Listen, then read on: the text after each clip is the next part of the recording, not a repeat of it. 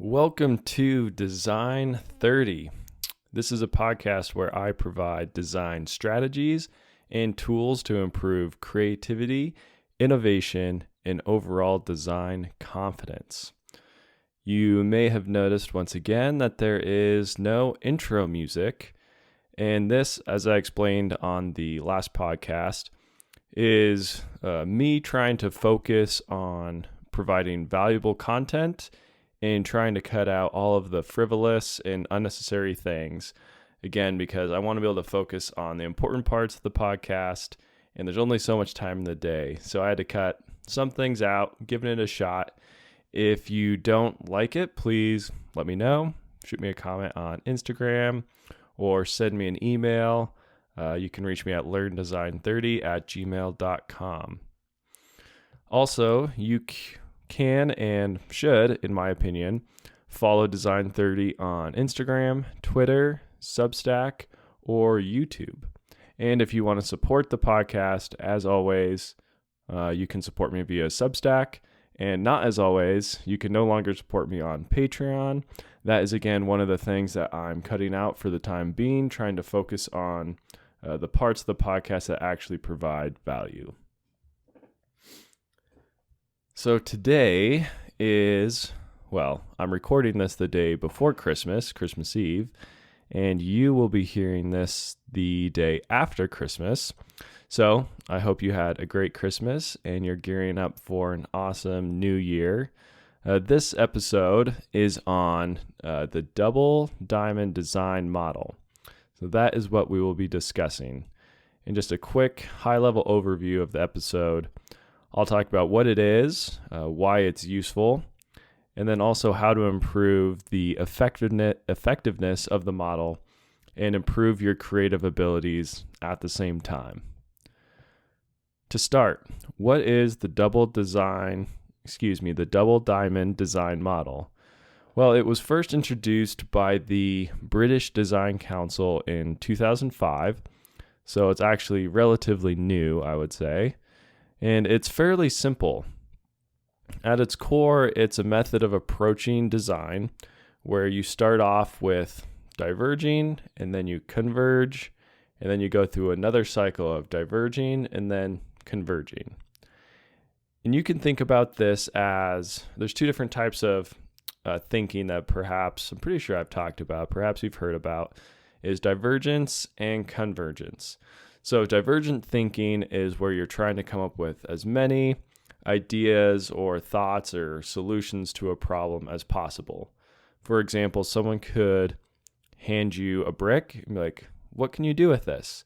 And you just want to come up with every single idea you could come up with. Like, oh, well, I could use it as an anchor, or I could use it as a door prop, or I could use it as a bookend, something like that. And then convergent thinking is when you want to come to a very specific answer. And so the question could be something that leads you towards something specific. For example, what is made of trees and has words on it and can be enjoyable? That would be a book. There's a very specific answer. You could probably come up with some crazy idea of what else that could describe. But in convergent thinking, you want to be able to come up with a very specific answer that is the best based on the criteria that you're given.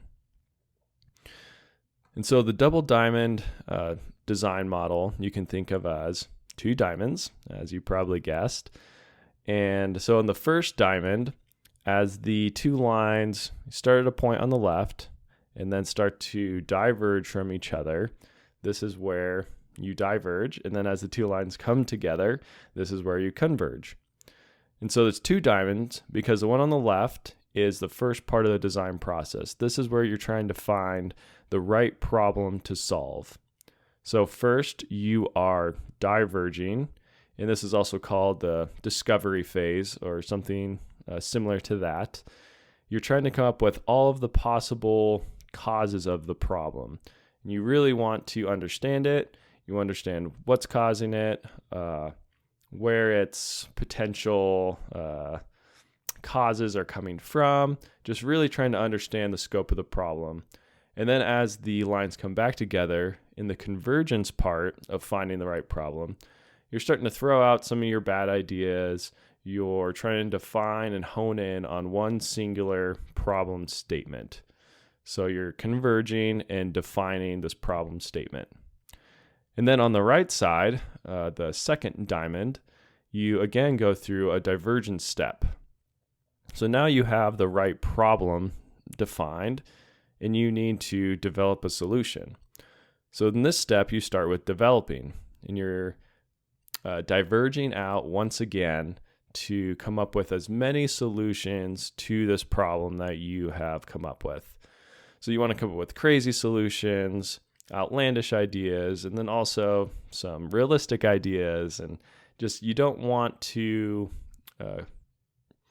limit this process too much. You want to come up with as many good, sometimes bad, creative ideas as you're diverging out and just coming up with this entire solution space. And then again, you begin your convergence. And here you're converging on a solution that's actually going to solve the problem. And this is a solution that you eventually want to deliver as a product to the customer. So that's why it's called the double diamond. You have this initial diamond where you diverge, come up with a bunch of ideas of what the problem is, and you converge on this one singular problem statement. And then the second diamond, you diverge once again, coming up with as many ideas on how to solve this problem as you can. And then you converge on a specific solution that you can deliver to the customer. And so there's some good content on this from the book, The Design of Everyday Things by Don Norman. And I know I've read from this book before, and I will continue reading from it because it's great. And it's got so many good ideas. And his writing is really clear, it's really understandable, and really approachable. So it's, again, highly recommend this book. Absolutely love it. So here, talking about the double diamond design model, he says, designers often start by questioning the problem given to them. They expand the scope of the problem, diverging to examine all the fundamental issues that underlie it. Then they converge upon a single problem statement. During the solution phase of their studies, they first expand the space of possible solutions, the divergence phase. Finally, they converge on a proposed solution. So this is his description of the double diamond process that I had also just described to you. And then he goes on to say, the double diverge-converge process is quite effective at freeing designers from the unnecessary restrictions to the problem in solution spaces. So again, this process allows for wild ideas. It allows for a broad scope. It helps ensure that you aren't too narrow-minded, which is really important in the design process. It's very easy to go off maybe just your history or your experience, and you have an idea, and you're like, this is definitely the problem. I'm 100% certain. You just tunnel vision on that. And this is trying to avoid that. You want to broaden out. You want to leave space for wild ideas, or ideas that might seem wild at first, but maybe the more you look into it, you realize this is actually a really good idea. Or it's a really good description of what the problem is. But the other thing that the double diamond process does for you is it forces you to eventually define the problem. And then once you define the problem, again, you get to widen out looking at different solutions. But then at the end, it forces you to deliver an actual solution. So there are very concrete outcomes to this. And it's extremely important, especially from the perspective of a product manager, to put dates on these deliverables. You want to have dates on when the problem will be defined, and you want to have a date on when this will be, or when you will deliver an actual solution. And this is something that Don Norman talks about this. It can be pretty nerve-wracking for a product manager when your design team just, seems really unfocused. They're exploring all sorts of wild ideas. You're thinking, oh, this seems like a waste of time. Why are they doing that? Why are they traveling there? And why aren't they just defining the problem and coming up with a solution right away? So it takes a little bit of trust in your team and some faith in the process that this is actually going to be beneficial in the long term. So you need to let the process work. You have to give your design team the time it takes to go through this divergence process. And that's where it really takes commitment to the process, is the divergence phase, because that's where it's going to feel like things are getting out of hand, spending too much money, too much time. These ideas aren't any good. So you really have to commit to the process. You need to drive it towards completion dates, like I said. And additionally, a budget, of course, is also really important. So you need to make sure your team is staying on schedule and on budget. And this is something that Don Norman also addresses in the same section. So I'm going to read this to you as well. He says, "How does the product manager keep the entire team on schedule despite the apparent random and divergent methods of designers? Encourage their free exploration, but hold them to the schedule and budget. There is nothing like a firm deadline to get creative minds to reach convergence." That last line I really love because I think it's also quite true. There's nothing like a firm deadline to get creative minds to reach convergence. If you're a product manager, hopefully you have a bunch of people who are very creative and love just coming up with ideas and problem solving and and doing brainstorms and all those sorts of things. But you need to make sure you are driving them to a budget and to a schedule. So moving on now to how you actually improve your ability to be creative and how to use this and how to be creative within this double diamond model and how to improve your ability to use this double diamond model. So you can actually practice this divergence and convergence process.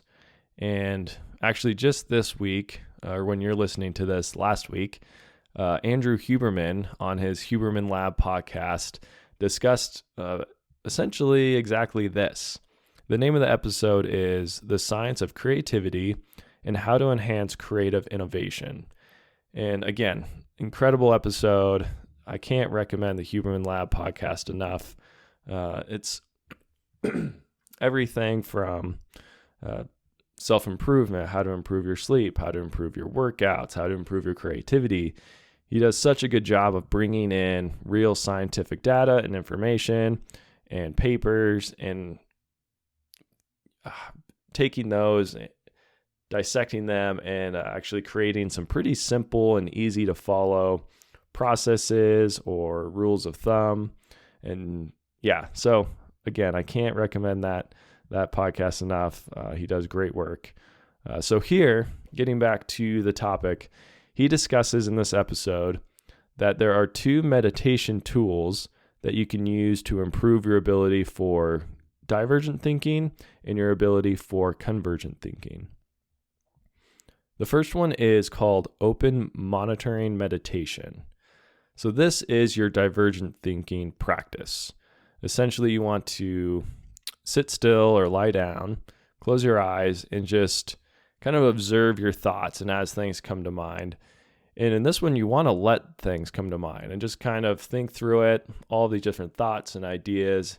And you're really just trying to let them come to mind, visualize them, see them, and just wait for what comes next. So you're not controlling it so much. You're not trying to focus on any one thing. It's really just trying to broaden out your thoughts and let whatever happens happen. And then the other one is called focused attention meditation.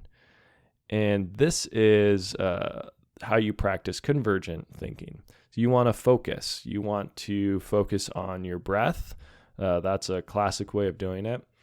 You can also focus on the location just behind your forehead. Is also a very common spot. It's kind of where you actually feel the breath, at least for me, going through my nose. And that's where I try to focus.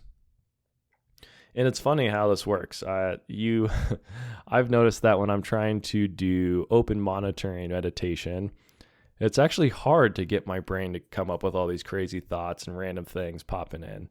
My brain tends to start to calm down. And then when I do focused attention meditation, my brain has all of these random thoughts popping in and I'm kind of fighting them back, or not fighting them back, but letting them pass. Again, you're supposed to stay calm. I think they call it non-judgmental observation of your thoughts.